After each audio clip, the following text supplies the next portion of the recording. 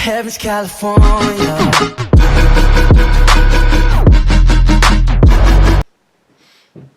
Hey guys, today I'm going to be reacting to 8 Creepy True Horror Stories Never Told featuring unit number 22, Mr. Creepypasta, Mr. Scarecrow, Bad Vibes, but the video was originally by Mr. Nightmare Files. I always say Mr. Nightmare.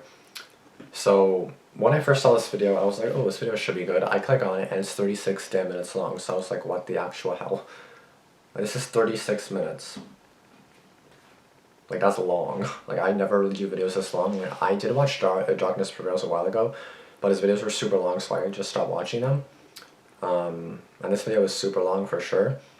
So, I have a bottle of water here. I hope this is mine at least, because I did not. This was already up here, but yeah. So I really hope this video is like interesting. I'm not saying that it's not going to be, but then like 36 minutes, and like let's say it's boring, then it's boring. It's like 36 minutes for nothing, right? But I'm assuming it is a good video, not just because it's long, but because there's eight stories, so again, I'm not going to pause that at all in between. I'll try just to like say my thoughts in between his stories. But just going to get this set up. Do not want it to play just yet. Okay, just so we can start from the beginning. So yeah, 36 long minutes coming up here. I do have a bottle of water. I did eat prior to this, so I should be all good here. And yeah, let's just get into this. I don't even know what to expect, like creepy horror stories never heard before, 8, featuring several other YouTubers, so I'm just gonna put the volume up a little bit.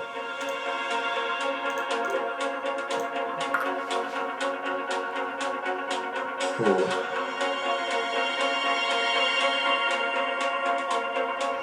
Story 1, let's do this. Let's do this. About 2 years ago, I got off of work at around 5 p.m., in which I did every day. Okay. I had the same routine. Get off of work, then pick up my 4-year-old daughter from daycare. Okay. So I'll pick up my daughter, and we head to the grocery store to buy some food for the next few days. After shopping for about 15 minutes, I noticed that there was an older man in every aisle that we've been in, but he didn't have any groceries.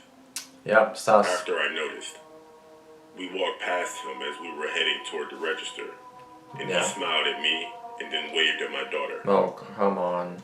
As I'm taking my groceries out, the cashier asked me, "Is that your husband?" As she's pointing, I look in the direction that she pointed and saw that the man who waved at my daughter is now holding my daughter's hand and walking away with her. Oh my god. I ran to them, pushed him, and grabbed my daughter. I asked what he was doing, and he said she had to use the bathroom and he ran away. Yeah, okay. I called the police, but he was long gone by the time they got there. Later that night, I made sure my daughter slept on my bed. And in the middle of the night, I woke up to a sound. Oh my god. I grabbed my phone and turned on my flashlight as I scanned it around the room. To my horror, I saw that man from the grocery store crouched over in the corner of my room. I panicked. What the Fumbled my fuck? phone and I dropped it. I Oh started my. screaming and grabbing my daughter. I saw the shadow of the man running out of my room, and I heard my house door open as he ran out. I called the police and made a report. Since then, I invested in a security system and a weapon. There you I'm go. also weary of people when I'm with my daughter now. Yeah, because I don't have much time, yeah, keep your kids safe, hold their hand at all times, do not let them go for a second, I swear. Just don't. One night in winter of 2018, I was woken up by the sound of whispers. I got up to investigate. I could see outside that it was snowing hard, almost like a blizzard. Okay. I called out, "Who's there?" No answer. I went downstairs to investigate further. I then heard footsteps from upstairs, the floorboards creaking. I ran back upstairs to see, because the roof has a door that leads to the outside. Stopping to fetch my pistol, I yelled out, "I'm armed," to which I heard a blood-curdling laugh. I turned on the lights to see, but there was no one in sight. I reached the door and opened it to discover a set of footprints on the snow-covered roof. But the prints looked like the person hadn't stepped at full weight. I retreated back into the house and went back downstairs to look for more prints. I could not find more anywhere. Terrified, I called my boss, and he told me, "Oh, that's impossible," but he still came over to investigate. Impossible, my ass. I took him to the roof, but when I opened the door, I was shocked to discover that the footprints had mysteriously disappeared. My boss let out a laugh, thinking he had been the victim of a practical joke. Did it After snow he more on had top of left, them or something? I called my dad to talk to him about it. It probably just snowed more on top. He explained that during a winter storm is when spirits move about most of the time, night or day. That Wendigos do exist, and they are the keepers of these spirits. When my dad arrived home, he and I walked all around the house to look for more footprints, but there wasn't any to be found. To this day, I make sure to check my roof for footprints before I rest now. Well, the fact that there's footprints, if it's like big, like human feet, not bird feet or something, then obviously yeah. But did it not just snow back on top I of was a them? senior in high school, and my science teacher assigned us lab partners. I got paired up with someone who I'll just call DJ for this story. DJ? People were laughing at me because DJ was known as a weirdo. I'm not trying to be mean or anything, but DJ was a weirdo. He never really knew how to make conversation, and sometimes he talks to himself. We had to work on a project, but DJ wasn't doing much. He said he was getting anxiety. It was a Friday and our project was never going to be finished on time. And maybe he has like Somehow he agreed anxiety to come to my issues. house. He couldn't come over directly after school, so I had to wait about 3 hours for him. I was upstairs watching TV and I heard the front door shut. I looked at the clock and it was 4:25 or something. His arrival was a little earlier than I expected. It's not him. I shouted his name from the top of the stairs, but got no response. I shouted again. No response. So I just assumed that the wind shut the door, so I went back to watching TV. Don't assume Around nothing. 20 minutes later, I got a text from my dad saying that he was working the night shift and couldn't be home. That's how it usually went with him. It was like 5 p.m. when DJ was dropped off at my house. We worked on a project and got food delivered to my house. We were working on the project in my room, and it was around 9 p.m., and I was feeling a bit nauseous. I decided to lay down on my bed while DJ was working on the project. Okay. I told him I wasn't feeling well, and he said that he would just keep working. Don't and fall just have asleep. his mom pick him up later. Uh-huh. I didn't really feel comfortable with him staying while I was sleeping alone in his house. There you go, yeah. I was going to tell him, but he was too busy working, and I passed out within seconds. I woke up to DJ standing over me, just looking at me. I looked at the clock, and it was midnight. I was going to ask him what was he still doing here, and what was he doing, but he spoke before me. He said his mom won't answer his calls, and he wanted me to take him home. I was pretty annoyed and tried to convince him to just sleep on the couch, but he kept on refusing. I eventually got up, and we got into my car, and I started driving. When I drove off my street, DJ said something like this: "Gabe, I need to tell you something, and I need you to stay calm." I lost track of time and I had to go use the bathroom. And when I was walking back into your room, I saw a man crawling under your bed. I think those are the exact words he said. The man didn't notice DJ, and DJ pretended that he didn't see the man. Oh my god. I was scared, and I was getting goosebumps. I kept on asking him if he was telling the truth over and over again. He kept on saying yes. I called the cops, and they went to my house while I dropped off DJ. When I returned, the officer said they couldn't find anything, but they found a knife under my bed and a few stolen valuables. If DJ wasn't at my house that night, then I probably wouldn't be here to tell this horrifying story. Holy shit. And I can't thank DJ enough for possibly saving my life. Like, I thought DJ was gonna be the horror story, but then DJ saved him from basically being dead, or possibly because he had a knife. Shit, that's terrifying. Dear God. This dream stayed with me, and I think it always will. Although not profound or life-altering, I've never been able to shake the memory and the feeling of absolute terror and dread. give some context, this was a number of years ago. Currently, I'm 23 years old, and this dream occurred. I was around the age of 11. As a child, I suffered from sleep paralysis for a number of years. At first, this terrified me to the point of not wanting to sleep. It became so bad that I pushed myself to states of exhaustion before my body could no longer remain conscious. I'd pass out, only to return to a horrifying imagery of my subconscious. The first time I ever experienced sleep paralysis, I still lived with my aunt, who fostered me, which is another story entirely, but I was in my old room, in my old bunk bed, and I remember it all so clearly. I awake to the sensation of not being able to move, struggle as I may, and this confused but didn't scare me. Not yet. It was only when I saw what stood in the corner of my room did the fear really start to descend. It was a hooded figure, all black. So very black, darker than the darkest shade of black imaginable. In his hand was some kind of weapon, like an oddly shaped axe or scythe. His face was like a skeleton, mostly white, dark black holes that felt as though they were sucking in the life straight out of you.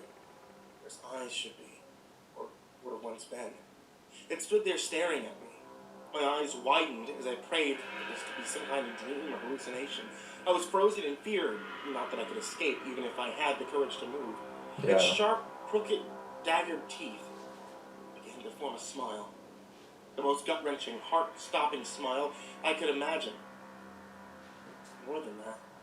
The kind of smile that alluded to such confidence, such domination and power over me that only frightened me more and intensified my fear. It slowly, creakily, almost clockwork doll-like began to turn his head, continuing until it was at such an unnatural angle then that it started to inch towards me. It didn't walk. It simply began to move closer. I can't explain it. It's as if it didn't obey any natural law, any flicker of logic. I guess in retrospect that makes perfect sense, but at the time, it just added to my confusion. It edged ever closer to me, unmoving and unchanging in its deadlocked, icy grin, and its gaze of absolute horror still peering into my soul. Looking back, I can picture it. It disgusts me. It continued until it was halfway across the room. Then, without warning, it just stopped. This is when my blood ran cold. It slowly raised its arm from beneath its cloak to reveal its hideous, revolting arm, a mixture of rotting flesh on bone, decomposing right there in front of me, and the sight of it made me want to throw up. Then it did something I'll never forget. Slowly and methodically, it raised its putrid hand and began to point. Not at random, not at something in my room, but at me. My eyes widened further still, and my heart began to thump in my chest. It then places both hands upon its head and began to pull and twist its head back into place. The noise it made sent shivers down my spine and sent goosebumps and chills all over my body. It cracked and creaked and screamed back into place, and then the figure began to approach me. It was at this point, full-blown panic set in, and I began to struggle. I kicked and twisted and tried to throw my body, but I couldn't. I could not move. I was trapped, paralyzed, as the ominous creature drew ever closer. I tried my best, but I could not break free of my invisible shackles. So I did what any scared person with no other option would do. Scream? I screamed. I screamed with all my might. I thought at the very least my family was alerted. Then maybe they could stop it or it would go away. At the very least, they'd surely see what had happened to me, for whatever small, if not any comfort that would come to them. But to my absolute dismay, no sound came out of my mouth. I tried again, and the same result. Now the figure was almost at the foot of my bed. I continued to cry out for help. In my heart, I was screaming like a madman, but in reality, not a sound could be heard. I looked up, and it's here. The figure is at the foot of my bed. Oh, now it's not smiling. Now it looked even more terrifying. Its teeth are all aligned jaggedly, and I know it's going to sound stupid, but it looked hungry. Angry and hungry. I continued to struggle, but it was futile. It got closer and closer and closer until it stood right in front of me at the side of my bed. I was frozen. I just looked back at it, petrified. It leaned in until it was face to face with me, and it was at this point I thought my life was over. It reached its arms out toward me, and it screamed, a blood-curdling scream. I tried to close my eyes and prepared myself to be ripped apart by this thing, but no. Nothing. Just like that, it was gone. I looked around my room, my heart thumping so hard I thought that it would escape my ribcage. I was sweating profusely. I was completely afraid. I scanned the room, but it was empty. I turned on the light. Still nothing. I crawled back into bed, confused and fearful. No more sleep was had that night, and the light remained on. The previous night's ordeal haunted me the next day. I couldn't focus. I just wasn't feeling myself. I tried to talk about it with my aunt, but she just put it down as a bad dream. Maybe a demon that's taken a liking to me. The latter was her way of being funny, reassuring me that it wasn't real, but I didn't find it comforting in the slightest. In fact, it just made me feel more paranoid. I dreaded going to bed all day, and when night came, I wasn't prepared. I was terrified. I decided I wouldn't sleep in fear of whatever I saw would return. I tried my hardest, but eventually, I began to drift away. I struggled, tried to fight and resist, but alas, it was no good. My eyes became heavy and tears began to stream down my face. I couldn't face it. Whatever that thing was, it had shaken me to my very core. It might sound silly, but I genuinely believed when I fell back to sleep that my life would be in serious danger. I sobbed and I cried myself to sleep. The next morning I awoke. I was fine, no figure, no traumatic experience at all, in fact. It filled me with such joy, and more joy than I ever thought that I had felt before, or since. Maybe it just been a dream. Maybe I didn't have to face this thing. I was exhilarated. Later on, I would learn about sleep paralysis, as I did end up suffering from it quite a few years, and ended up doing some research which confirmed it all to be nothing more than sleep-related hallucinations. In fact, after a while, the images of demonic figures and ghostly shadows lost all power over me. It became more annoying than scary. Even when they would return several times as I returned to sleep, eventually I did discover something useful. Something to help you escape from this hallucination, even if just temporarily. The trick is to move. I know you're probably thinking, well, that's useful, considering you're legitimately paralyzed, hence the name sleep paralysis. But there's something many people fail to consider. Yeah, it's true, you can't move your arms or legs, or even your head. You can't scream, make a sound. What you can do is move your tongue. Sounds silly, but move your tongue as much as possible, as quickly as possible. If you try to waggle those fingertips and toes at the same time, I promise you'll wake up much, much faster. Maybe there's somebody who's hearing this who suffered from sleep paralysis. Maybe there's people listening who already know this or don't believe it would work. But if you're suffering, and the once tranquil thought of sleep has been replaced with fear of what awaits you, give it a try. It may just help. Okay, that was a really long story. I'm sorry I did not say anything during that. It's just I went so into detail I did not even know what to say, but that is definitely scary. But I think it's not like a hallucination or just like simple sleep paralysis. My girlfriend and I had driven down a dirt road, an old dirt road, that ran beside a lake on one side, with mountains on the other. That's kind of creepy. We were looking for unexplored territory to hike in. The dirt road became a trail and eventually was swallowed up entirely by the forest. Oh God. Once the path became impassable by the car, we got out and hiked for quite some time and began making our way back to the car as the sun was going down. It was a challenge getting the car turned around, but I finally managed and we were off. Okay. It was slow going as it was a crappy road and getting dark fast. Suddenly we came to a fork in the path that hadn't been visible coming the other way. Neither of us had any idea whether to go right or left, so I just picked randomly, hoping that both would end up taking us back to the main road. Okay. As we rounded a small curve in the road, our headlights fell upon a man dragging a large hockey duffel bag off the trail into the woods. As soon as the lights hit him, he just froze completely. Driving past him felt like an eternity because we couldn't have been going more than 5 miles an hour.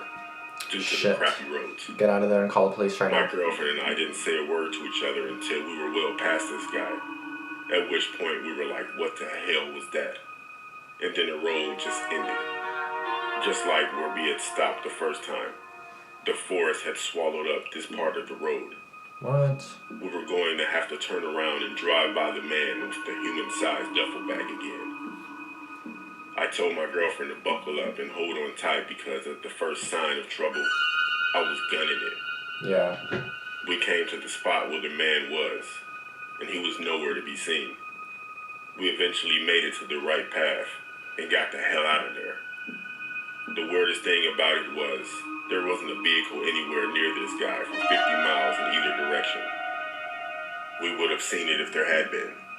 We traveled as far as possible both ways, and there just wasn't a place to pull off from the road. How the hell did he get there? Where was he going? And what was in the bag? A body. So that's definitely creepy. It's just kind of like you didn't see something before, but then it's there now, and it's like you can't escape. Then you see some guy with a duffel bag. Like, report that or something, you know? I'm a 14-year-old girl from Ireland. A few months ago, before my family moved houses, we lived in kind of a bad neighborhood where a lot of crime took place. Okay. One day I traveled by train to get to my cousin's house, as the journey would be too long on foot, and I had to be there at a certain time. Okay. I scanned my ticket, sat down, and began reading a book I had brought with me. So this will be a train horror Somewhere story. nearby, I heard these strange sobbing sounds, and someone panting as though they were having an anxiety attack. I tried ignoring it, but it just got worse. Eventually, I looked up and saw a young woman who looked to be in her early to late 20s, crying with her head in her hands. I immediately got up and asked if she was all right. Yeah. She then sat up and looked at me. I remember the petrified look on her face, and her eyes being full of tears, and she was shaking. I was also wondering why the hell everyone else on the train was just sitting there. Because apart from the passengers with headphones in their ears, they could all hear her. She never answered me. After we locked eyes, she abruptly sprinted to another seat, about 2 rows up from where she was before. She began staring at the ground, with her long hair falling over her shoulders and face. I was worried that I had upset her even more, and assumed that she wanted to be left alone. Whatever was wrong with her was private. So I sat back down and tried reading again, but I couldn't take my mind off of what just happened. It honestly made me shiver to the point where I became paranoid for the rest of the ride. After the next 2 stops, I looked around, since I didn't hear any more crying. She was gone, and I assumed that she had gotten off. The next stop was mine. As I was walking to my cousin's house, I kept thinking about the woman I had encountered, wishing that I had acted differently.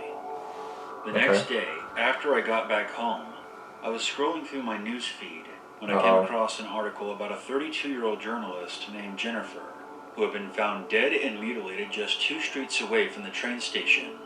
I saw a picture, and I almost dropped my phone as my heart stopped. It was her. I recognized her face and hair. There was also a graphic censored image of her body. According to the story, her body was found gutted and soaked in blood, with her clothes torn to shreds. Her innards were strewn about her dismembered corpse, and she looked as though she had been dead for a while. This made me sick. I wish I had never clicked on that story. Later that night, I saw many more bigger news networks covering it. Last I heard, they never found out who did it, but apparently she had been sexually assaulted before being killed. An anonymous witness later told the police that he had seen her crying on the train. I felt extremely sorry for this poor girl, for the horrific accounts of agony she must have gone through. She must have had some idea what was going to happen to her, for her to be crying like that. Yeah. It still shakes me to my core thinking back on this.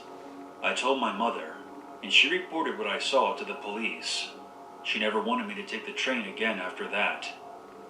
My cousin told me that before anyone else arrived at her house the night I came over, she had seen a suspicious-looking man in what looked to be jeans and a black hoodie, slowly walking past their house. She didn't see his face and didn't think much of it at the time. After she found out what happened, she became traumatized and didn't go out for weeks afterwards, not even to go to school. I hope that woman rests in peace, and that her family finds justice. I'll never look or think of a train in the same way again. Yeah, because like I was thinking she's crying because maybe someone's following her and she knows that. Or I was thinking maybe someone died or something and she's just out crying somewhere. This I don't happened know. about 6 years ago in the early hours of my 20th birthday. At the time, I had been working as a carpet cleaner. It's also important to note that I am a 6-foot male, and at the time, weighed about 210 pounds. Okay, By so nature, I'm an extremely cautious individual. okay. Also, in the particular area that I worked in, there was a lot of gang activity at the time. It was about 6 p.m. when I got a call from one of the head carpet cleaning techs. Okay. He explained that he couldn't do the late job he was scheduled for, which was at 11 p.m., because his pregnant wife might have been going into labor, and he had to get to the hospital. Makes sense. Seeing as I was broke, I told him I would cover for him. Yeah. It wasn't until around 2 a.m. that me and my partner got finished with the job. We made it back to our shop at around 2:15 a.m. Got the truck ready for the other guys who would be taking it out in a few hours, and Okay. headed home around 2:45 a.m. Okay. I worked for nearly 20 hours straight at this point, Oh my and had god. a 45-minute drive home. I lived out in the middle of nowhere. Being exhausted and barely able to keep my eyes open, I decided to stop at a gas station and grab an energy drink. Yeah. When I pulled in, I noticed a black Buick sitting in the far corner of the gas station parking lot. I didn't think much of it. Perhaps it was the attendant's car. I'm so tired. I I don't know went why. in, got my drink, and left. After about 5 minutes of being back on the road, I had a gut feeling that something was wrong, and began to check behind me to see if someone was telling me. And someone was following you. I saw a pair of headlights in the distance gaining on me fast. Deciding that I needed to confirm my suspicion before taking any drastic measures, I continued my drive home while keeping an eye on the headlights in the rearview mirror. Okay. I was about 2 miles from home and still being tailed by the headlights. That's when I decided to take a detour. Yeah. After about 10 minutes of maneuvering on back roads, I knew that things were getting serious as the headlights followed me every which way. Call the My police. little 4-cylinder Saturn was slow to get away. Now fearing for my life, I knew I had to try to take control of the situation, Call the as cops. well as keep from leading my pursuers to my home, Yeah. where my sister and her 2-month-old son were staying at the time. Oh my god, don't go there. At the next stop sign, I put my car in park, placed my 12-inch military-grade knife up my jacket sleeve, and Oh. grabbed a pistol I keep in my car for protection. There you go. Yes, that's good. I prayed I would not have to use them, and then stepped out of the car. Oh shit, you're going As to I confront did, him. the car that had been following me came to a screeching halt, and 4 men exited the vehicle. It was then that I recognized it was the same black Buick from the gas station. As the men climbed out, the moonlight revealed that one of them was carrying a large chain, and the others were armed with a baseball bat, a tire iron, and the one who I assumed was their leader had an axe. Seeing this, and making sure to keep my pistol out of the light, I asked, "Is there a problem?" One of the That's men pretty gutsy. responded, "You about to die, boy." It was at this moment that I realized this was some kind of gang initiation. I dropped the knife from my sleeve, gripping it in my left hand, while backing behind my open car door, trying to at least limit the direction they could attack me from. Seeing the knife and my attempt to put something between me and them, they laughed. And one said to the others, Take out your gun. "This motherfucker think he's gonna beat us with a little knife." As they approached, I pulled the gun out and fired a warning shot at the leader's feet. The hardcore badasses quickly turned into little scared rabbits Yeah, there you go, bitch. and were now hightailing it out of there. Mm-hmm. I yelled after them, "You idiots picked the wrong guy to mess with. Now get the hell out of here before I put a bullet in your ass." Oh, damn. They all Get him. fumbled back into the car and hauled ass. Yes. As they sped away, I was able to get the plate number and called the police. Yes, there you go. After getting off the phone with the dispatcher, I got back into my car. I made it home around 4 a.m. and passed out. When I woke up a few hours later, I called the police station to see if they had any leads. It turns out that the car was stolen, and they were unable to locate it. As far as I know, the car has never been found, and the four hoodlums were never caught.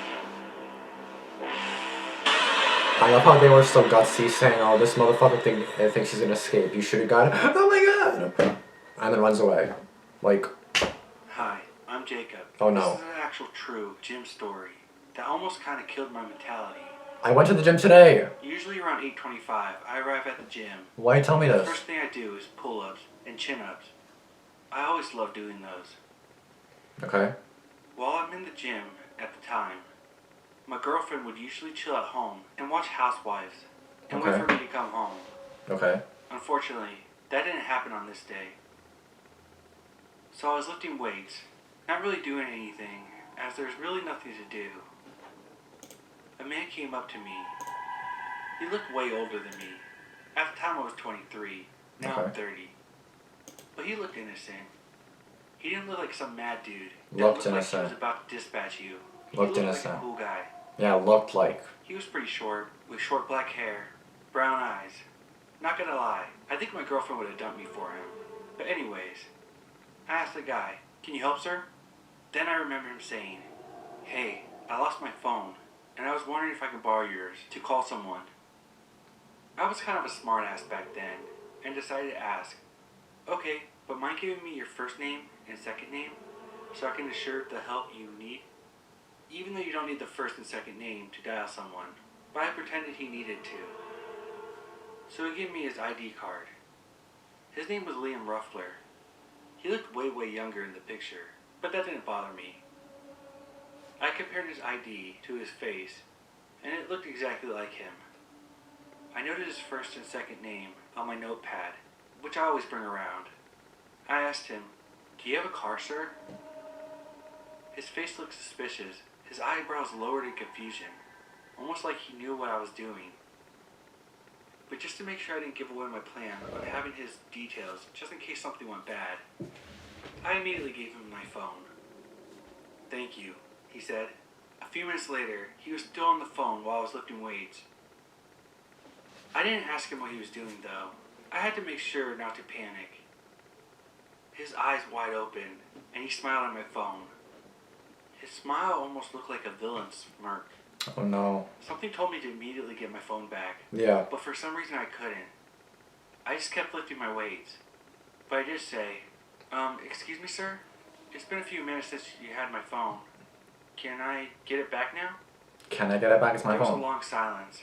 He didn't even look at me once, though. He just kept looking at my phone, kind of observing the screen. Is he So on your it was time phone? to get up. "Excuse me, sir. May I have my phone back now, please?"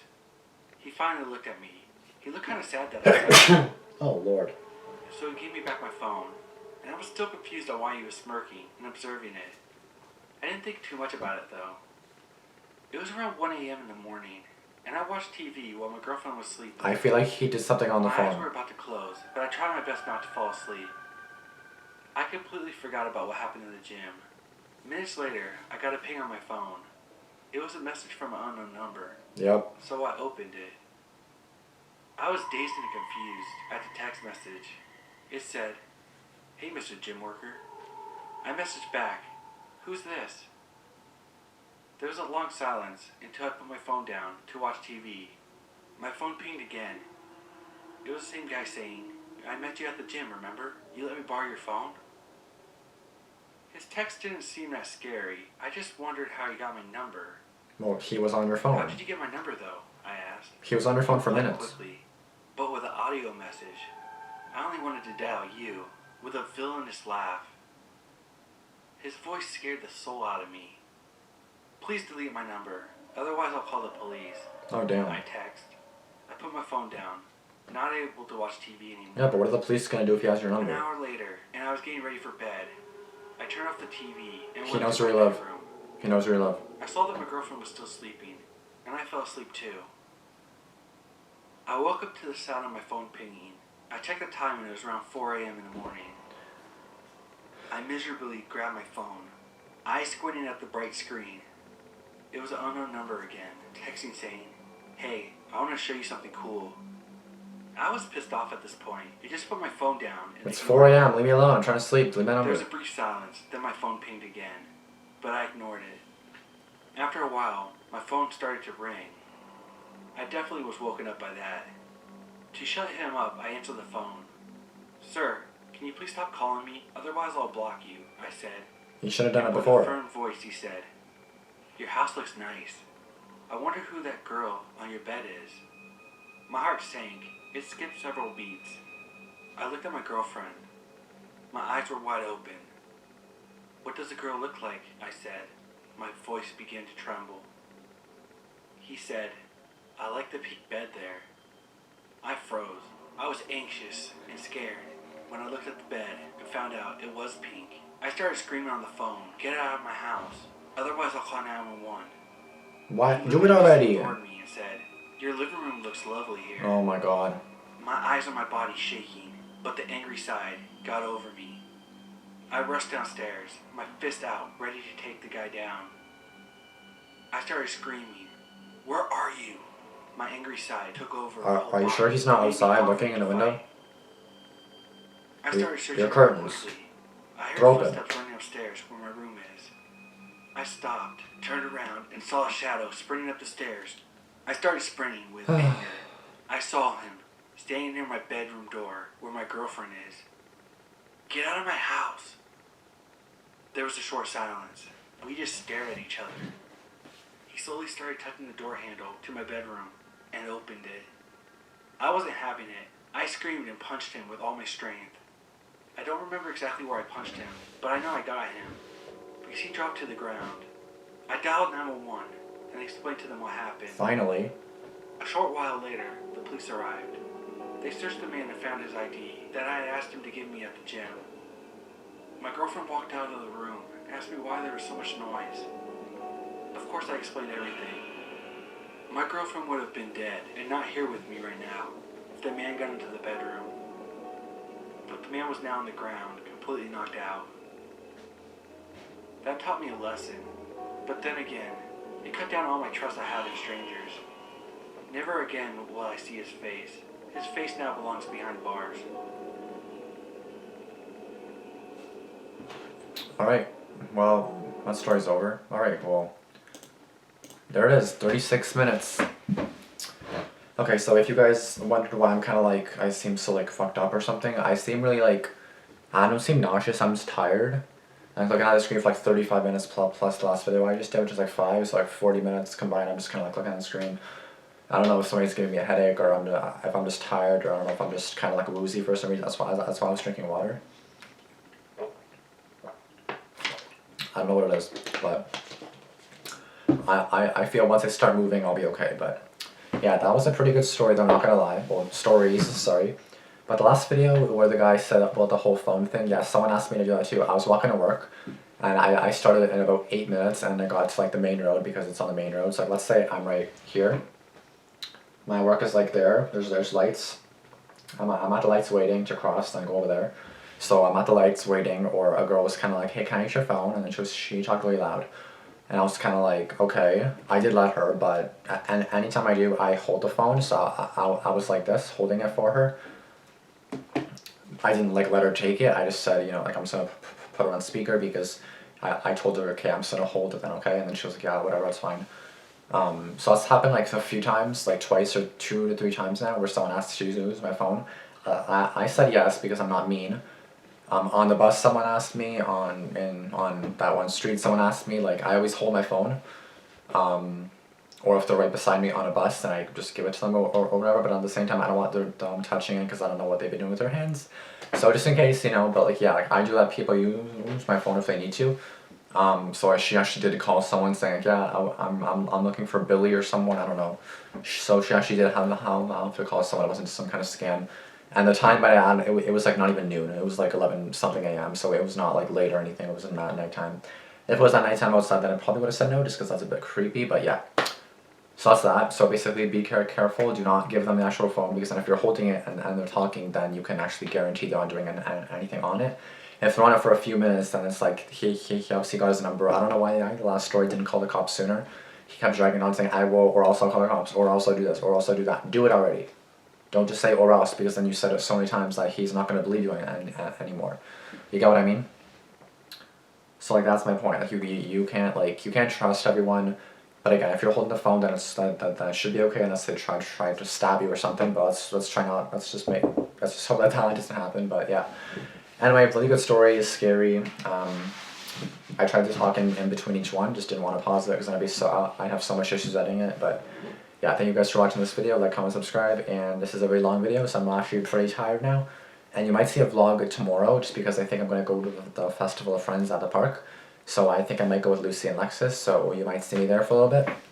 I don't know if we're gonna go on rides, but I'll see how that goes, and yeah, we'll see how that goes. So thank you guys for watching, like, comment, subscribe, any other suggestions you may have, let me know, and I'll try doing them. Thanks for watching, peace out.